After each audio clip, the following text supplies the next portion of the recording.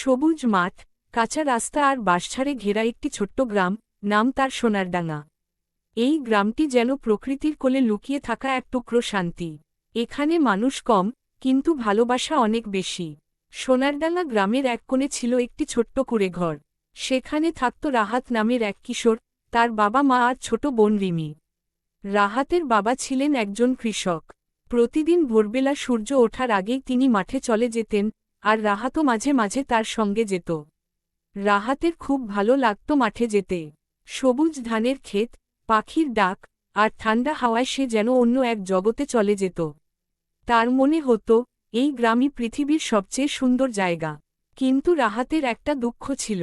গ্রামের স্কুলে ঠিকমতো পড়াশোনার ব্যবস্থা ছিল না। শিক্ষক কম, বই কম, আর সুযোগ সুবিধাও খুব সীমিত। তবুও রাহাত পড়াশোনা করতে খুব ভালোবাসত। একদিন গ্রামে খবর এলো, শহর থেকে একজন নতুন শিক্ষক আসছেন। সবাই খুব খুশি হল। কয়েকদিন পর সেই শিক্ষক এলেন। তার নাম ছিল আনিস স্যার। আনিস স্যার ছিলেন খুব মিষ্টভাষী আর মনোযোগী মানুষ। তিনি প্রথম দিন থেকেই বুঝতে পারলেন, এই গ্রামের ছেলেমেয়েদের মধ্যে অনেক সম্ভাবনা আছে, শুধু দরকার একটু দিকনির্দেশনা। রাহাত ছিল স্যারের প্রিয় ছাত্রদের একজন। তার চোখে ছিল শেখার আগ্রহ।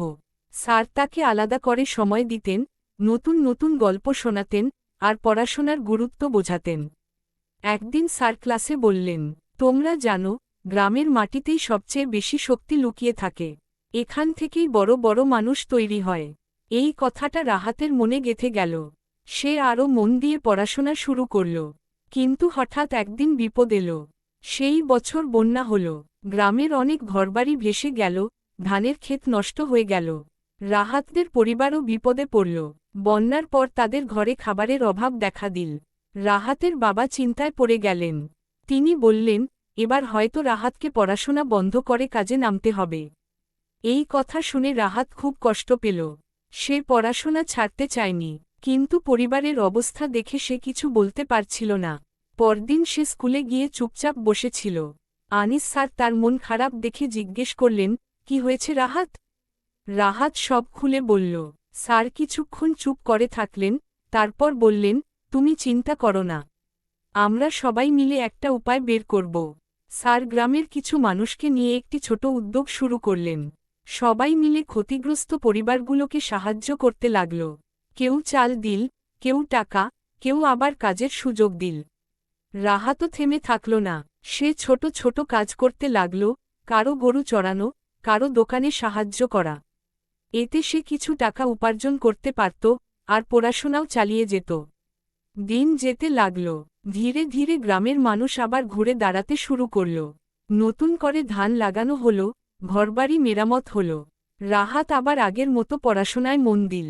আনিস স্যারের সাহায্যে সে অনেক এগিয়ে গেল। পরীক্ষার সময় এলো। রাহাত খুব ভালোভাবে পরীক্ষা দিল। ফলাফল বের হলে দেখা গেল, সে পুরো উপজেলায় প্রথম হয়েছে। এই খবর শুনে পুরো গ্রামে আনন্দের ঢেউ উঠল। সবাই বলল, এই ছেলেটা একদিন বড় মানুষ হবে। রাহাতের বাবা চোখে জল নিয়ে বললেন, আমি গরিব হতে পারি, কিন্তু আমার ছেলে আজ আমার সবচেয়ে বড় সম্পদ। রাহাত শহরে পড়াশোনার সুযোগ পেল। যাওয়ার আগে সে গ্রামের মাঠে গিয়ে দাঁড়াল। সেই চেনা বাতাস, সেই পাখির ডাক, সবকিছু তার মনে গভীর ছাপ ফেলল। সে মনে মনে বলল, আমি একদিন আবার এই গ্রামে ফিরব, এই গ্রামের জন্য কিছু করব। কয়েক বছর পর রাহাত সত্যিই বড় হয়ে উঠল। সে একজন শিক্ষিত মানুষ হল এবং ভালো একটি চাকরি পেল। কিন্তু সে তার কথা ভুলে যায়নি। একদিন সে সোনারডাঙ্গা গ্রামে ফিরে এল। সে গ্রামের স্কুলটাকে নতুন করে গড়ে তুলল। নতুন বই, ভালো শিক্ষক, আর আধুনিক ব্যবস্থা নিয়ে এল। ছোট ছোট ছেলেমেয়েরা এখন স্বপ্ন দেখতে শিখেছে। তারা জানে, গ্রামের মাটিতেই লুকিয়ে আছে তাদের ভবিষ্যৎ। রাহাত হাসিমুখে দাঁড়িয়ে থাকল। তার মনে হল, সে তার স্বপ্ন পূরণ করতে পেরেছে। সোনারডাঙ্গা গ্রাম আবার প্রাণ ফিরে পেল, আর সে